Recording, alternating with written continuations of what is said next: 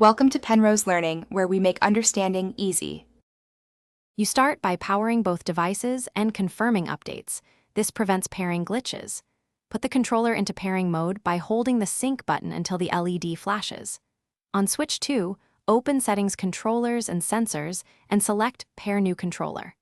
Once the console detects the controller, choose it from the list and confirm.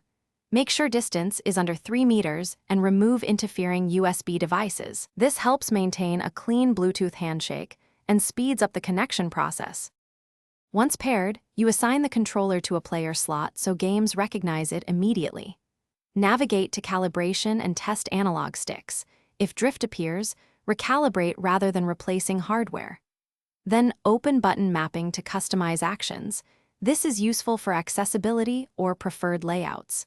If vibration or advanced features are missing, check for a controller firmware update under the same menu. Make sure to save settings and test in a quick game or system demo to confirm everything. To finish, you should verify responsiveness in an actual game and use the system's input check to confirm every button.